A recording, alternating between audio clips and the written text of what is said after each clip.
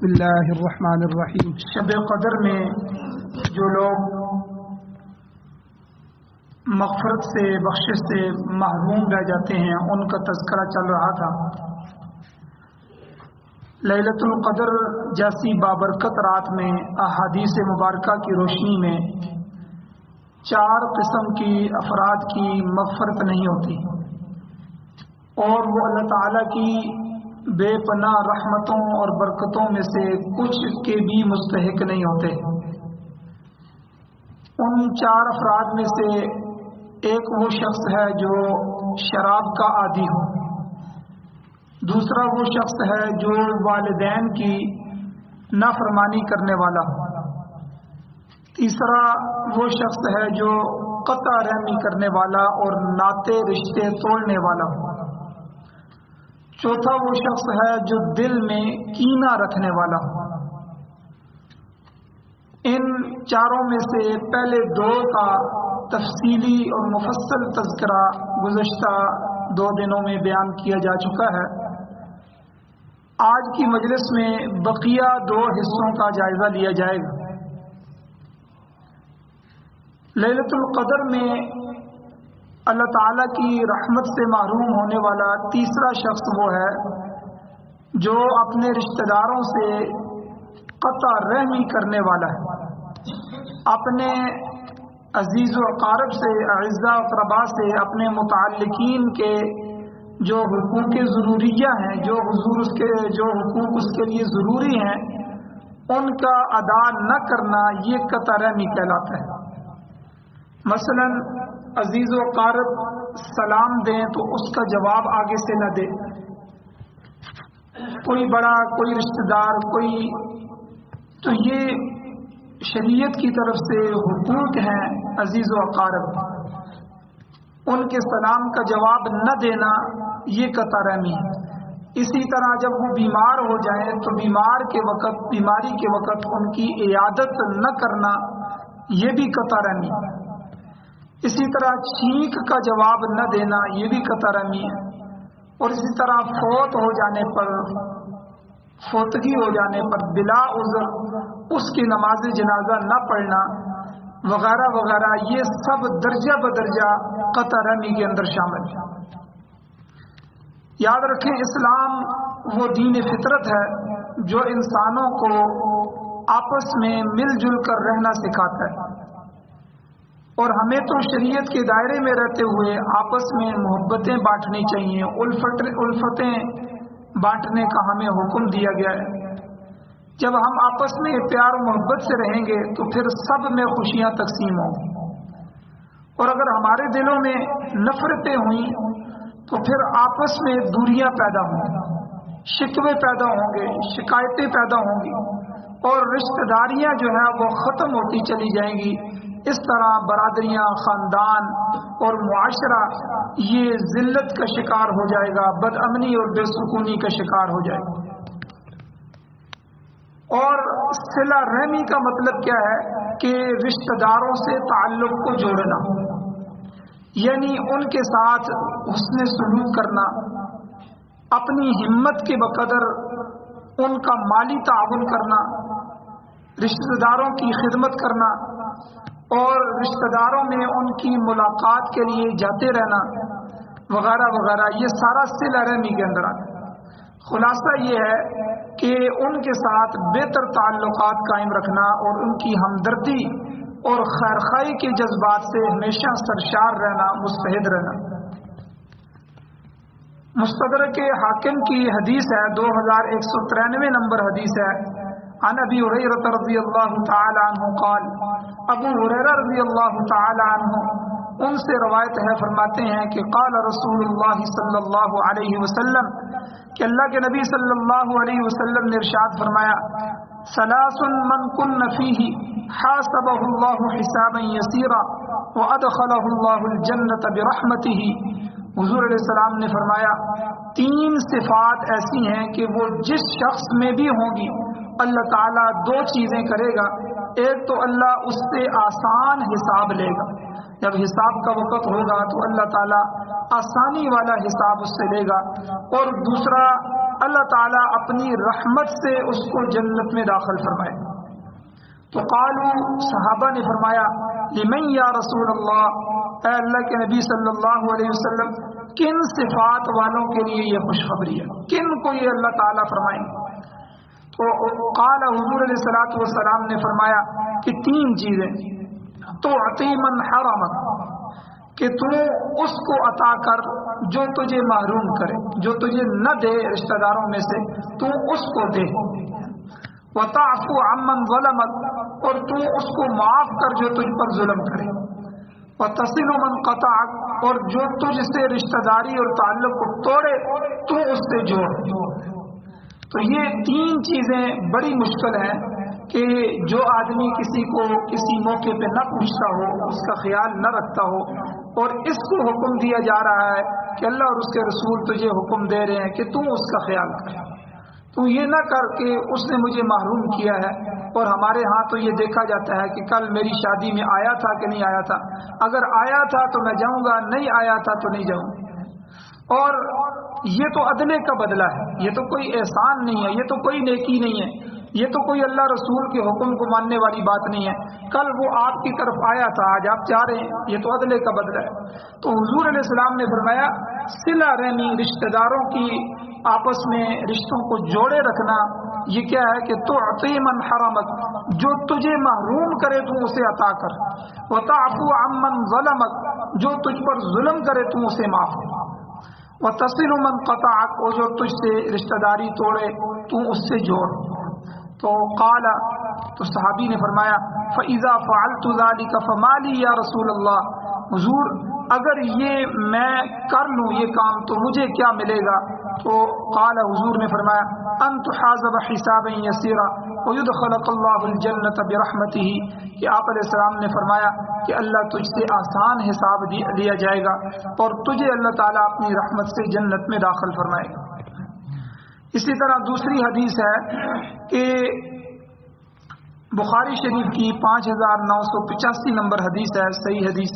حضرت ابو ہریرہ رضی اللہ تعالیٰ عنہ نے بیان کیا کہ نبی کریم صلی اللہ علیہ وسلم نے ارشاد فرمایا من سرہ ان یبسط له فی رزقہ وان ينسأ له فی اثرہ فلیصل رحمہ، کہ جو شخص یہ پسند ہے کرے کہ اس کی روزی میں فراخی ہو، اس کی روزی بڑھ جائے اور اس کی عمر لمبی ہو جائے، تو حضور نے فرمایا وہ صلہ رحمی کرے. تو یعنی کتنا بہترین نسخہ. آج کا دنیا کا ہر انسان یہ چاہتا ہے کہ میرے پاس دولت زیادہ ہو جائے، میری روزی میں برکت ہو جائے، میری روزی بڑھ جائے، مجھے زیادہ رزق دیا جائے، اور دوسری بات کہ میری عمر لمبی کر دی جائے، تو میری زندگی بڑھا دی جائے. تو کتنا بہترین نسخہ حضور نے فرمایا کہ فل یصل رحمہ، اس کو چاہیے کہ وہ صلہ رحمی کرے، رشتہ داروں کے ساتھ اچھا سلوک کرے، رشتہ داروں پر خرچ کرے، رشتہ داروں کے حقوق ادا کرے، اور ان سے میل ملاقات کرتا رہے، ان سے خندہ پیشانی کے ساتھ ہنستے ہوئے پیش آئے، ان کی ضروریات کا خیال رکھے. تو یہ تو ہو گیا صلہ رحمی. اس کے برخلاف رشتے کو توڑ دینا، رشتہ داری کا پاس اور لحاظ نہ کرنا، یہ اللہ کے نزدیک جو ہے حد درجہ مبغوض چیز، اللہ کا غضب نازل ہوتا ہے. اسے قطع رحمی کہتے ہیں، صلہ رحمی کے مقابلے میں قطع رحمی کرنا. اس کے بارے میں حدیث ہے صحیح مسلم شریف کی 6519 نمبر حدیث ہے. حضرت اما عائشہ صدیقہ رضی اللہ تعالیٰ عنہ راویہ ہیں، وہ فرماتی ہیں کہ نبی اکرم صلی اللہ علیہ وسلم نے ارشاد فرمایا الرحم معلقۃ بالعرش تقول من وصلنی وصلہ اللہ ومن قطعنی قطعہ اللہ.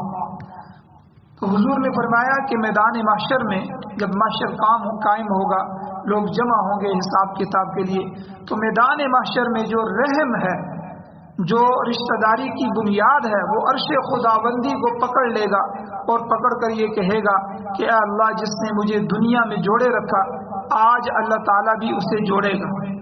یعنی اس کے ساتھ اللہ انعام کا اور کرم کا معاملہ کرے گا، اور جس نے مجھے دنیا میں کاٹا، آج اللہ تعالیٰ بھی اسے کاٹ کر رکھ دے گا، یعنی اللہ اس کو عذاب دے گا. تو یعنی کتنی بری چیز ہے کہ قطع رحمی کرنا، رشتہ داریاں توڑنا.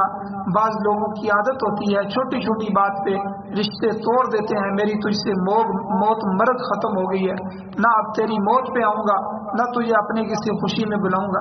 چھوٹی چھوٹی باتوں پہ رشتہ داریاں توڑ دیتے. اور بعض لوگوں کی اتنی بڑی عادت ہوتی ہے کہ وہ لگائی بجائی کا کام کرتے رہتے ہیں. اس کی بات اس تک پہنچائی، اس کی بات اس تک پہنچائی، اور تاکہ یہ آپس میں لڑ جائیں اور لڑ کے رشتے ختم ہو جائیں. تو ایسے جو ہے وہ ایک عجیب قسم کے انسان بھی معاشرے میں موجود ہوتے ہیں. تو بہرحال ہمارے معاشرے میں قطع رحمی بڑھتی جا رہی ہے. اچھے اچھے دیندار لوگ بھی رشتوں کے حقوق کا خیال نہیں کرتے، جبکہ رشتہ داریوں کی شریعت میں بہت سے حقوق بتائے گئے ہیں. آپ یہاں تک اندازہ لگائیں کہ رشتہ داری کے بارے میں اللہ نے صدقے کے ثواب کو ڈبل فرما دیا. فرمایا کہ جو تم باہر کسی پر خرچ کرو گے، اپنے خاندان، اپنی برادری، اپنے قریبی، اپنے رشتہ داروں سے باہر ہٹ کے، تو تمہارے لیے اکیلا ثواب ہے، اللہ تمہیں ثواب سے محروم نہیں کریں گے. لیکن جو تم اپنے ہی رشتہ داروں پر خرچ کرو گے، اپنی بہنوں پر، اپنے بھائیوں پر، اپنی پھوپھی، اپنی خالہ، اپنے ماموں، اپنے رشتہ دار جو ہیں ان کے بچے، ان پر خرچ کرو گے تو اللہ تعالیٰ تمہیں ڈبل ثواب عطا فرمائے. تو صدقہ وہی ہے، زکوٰۃ وہی ہے جو آپ نے باہر دینی ہے، لیکن اللہ تعالیٰ خود ترغیب دے رہے ہیں، حضور خود ترغیب دے رہے ہیں. باہر کے لیے منع نہیں فرمایا، فرمایا باہر بھی دو، لیکن باہر کے لیے کہا کہ تمہیں ایک حصہ ثواب ملے گا. اپنوں پر خرچ کرو گے اللہ تعالیٰ تمہیں ڈبل ثواب عطا فرمائے. اور ہمارے ہاں کئی گرانے ہم نے ایسے دیکھے ہیں کہ بھائی بیچارہ کئی لوگوں کے دروازوں پہ مانگ رہا ہے اور یہ اپنی زکاتیں جو ہے وہ دوسرے لوگوں کو دے رہا ہے. بھائی اس کا جو ہے وہ معذور ہے اور یہ جو ہے دوسرے لوگوں کا خیال کر رہا ہے.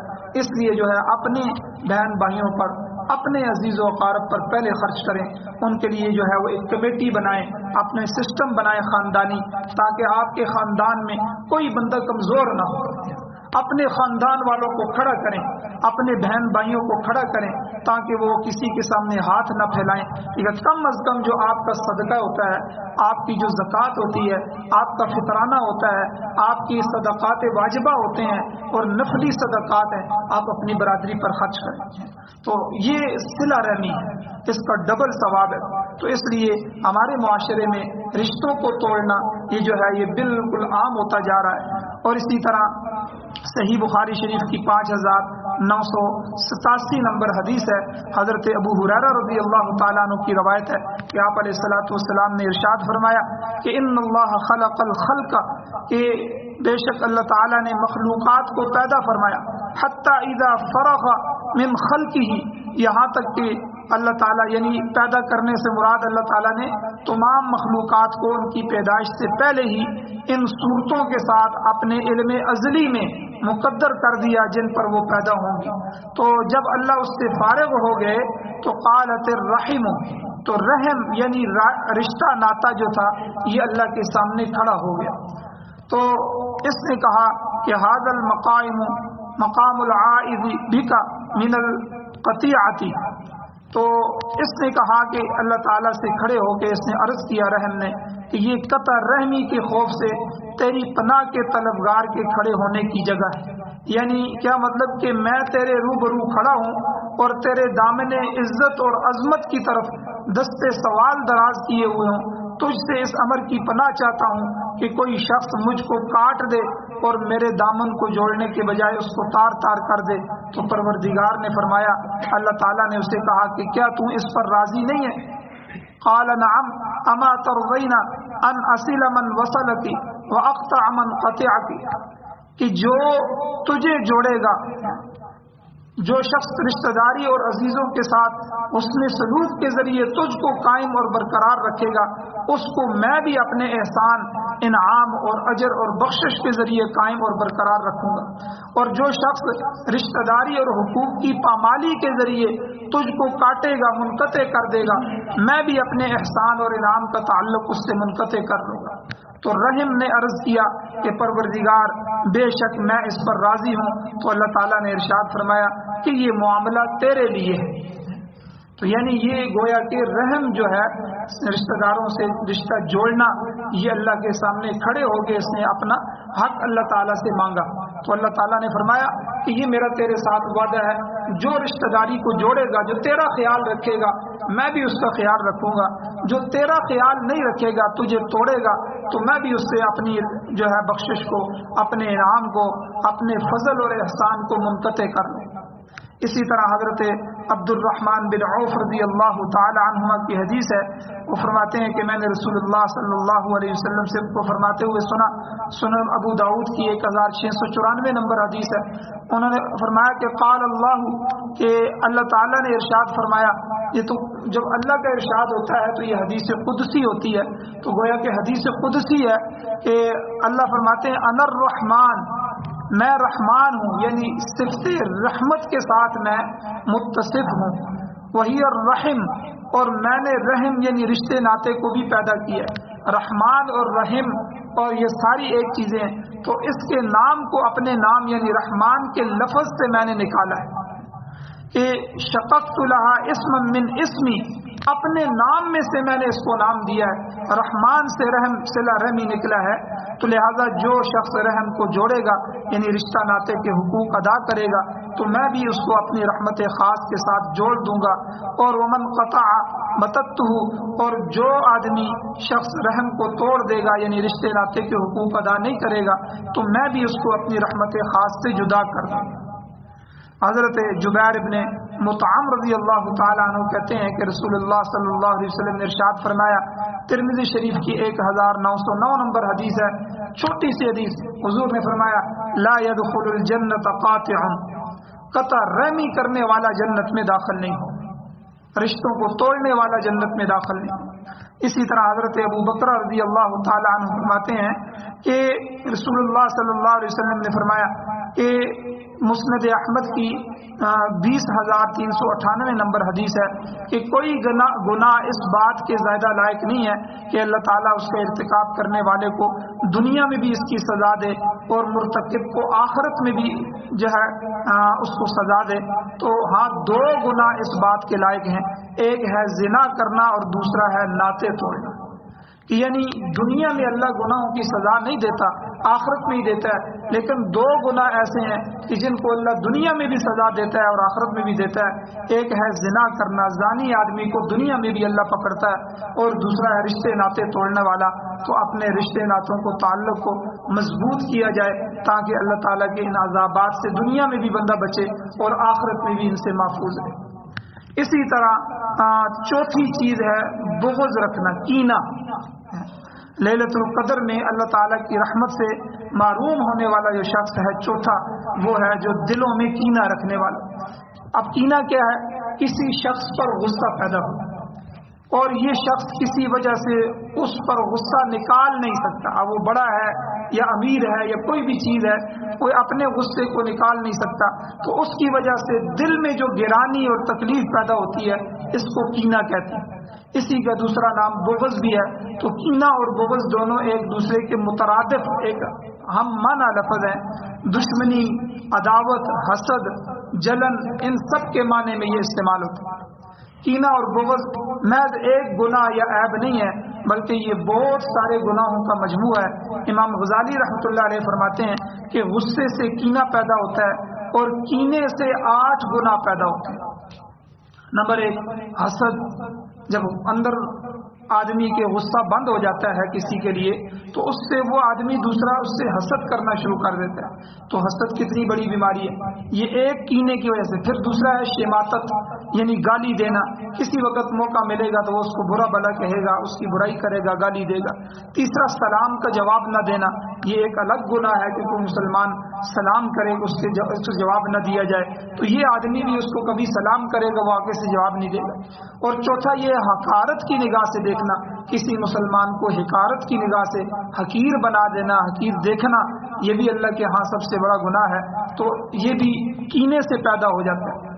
اور پانچویں چیز غیبت، جھوٹ اور فحش گوئی کے ساتھ زبان درازی کرنا، کسی مسلمان پر زبان درازی کرنا، زبان سے جملے کسنا، زبان سے کسی کی غیبت بھی ہم کرتے ہیں، کسی کے لیے جھوٹ بھی بولتے ہیں، کسی کے لیے فحش گوئی برے الفاظ بھی ہوتے ہیں۔ تو کینہ رکھنے والا اپنے جس سے کینہ رکھ رہا ہے اس کے لیے تینوں چیزیں کر کے اپنی زبان درازی کرتا ہے۔ اور چھٹی چیز اس کے ساتھ مسخرہ پن کرنا، اس کا ٹھٹھا مذاق اڑانا۔ تو جب آپ کو کسی سے جو ہے وہ کینہ پیدا ہو جائے گا تو آدمی ہر موقع پہ کوشش کرے گا کہ اس کو جو ہے حقیر بنایا جائے، اس کی جو ہے وہ مذاق اڑایا جائے۔ اسی طرح 7واں گناہ کہ موقع پاتے ہی اس کو تکلیف دینا، ستانا۔ اب تو اس کو موقع نہیں مل رہا بدلہ لینے کا، جو ہی موقع ملے گا وہ اپنے ہاتھ سے، زبان سے کسی طرح بھی اس کو تکلیف پہنچائے گا۔ اور 8واں ہے اس کے حقوق ادا نہ کرنا، کہ جب اللہ تعالیٰ نے ہر انسان کے حق رکھے ہیں تو ظاہر بات ہے اس کی بھی کوئی نہ کوئی حقوق اس کے ساتھ متعلق ہوں گے۔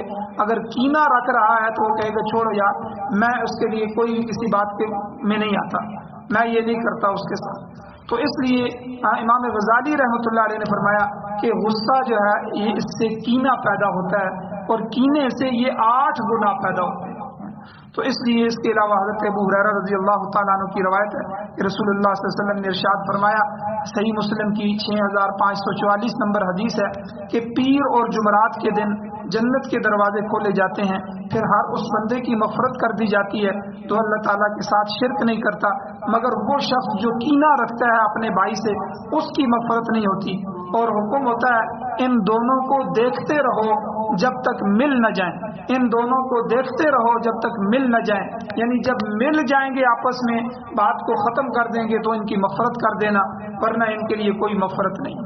تو اس لیے یہ 4تھا گناہ ہے کہ جو سخت ترین گناہ ہے کہ آدمی کسی کے لیے دل میں کینہ رکھے، بغض رکھے، تو یہ جو ہے اس انسان کی مغفرت بھی اللہ تعالیٰ لیلۃ القدر کی رات میں بھی نہیں کرتے۔ تو اس لیے ہمیں چاہیے کہ ہم جو ہے وہ کسی کے بارے میں کینہ بھی نہ رکھیں، جو معاملہ ہو جائے اس کو معاف کر دیا جائے، درگزر کر دیا جائے، اور اگر معافی نہیں ہو سکتی تو اس معاملے کو جرگے میں حل کیا جائے، اپنا حق لے لیا جائے، تو یعنی اس بات کو ختم کیا جائے۔ اسی لیے تو دیکھیں کہ حدیث مبارکہ میں حضور نے فرمایا کہ 3 دن سے زیادہ کسی مسلمان کے لیے کسی سے ناراض رہنا یہ جائز نہیں ہے، اپنے معاملات کو 3 دن میں حل کریں۔ تو اللہ تعالیٰ سے دعا ہے اللہ تعالیٰ ہمیں ان گناہوں سے محفوظ رکھے۔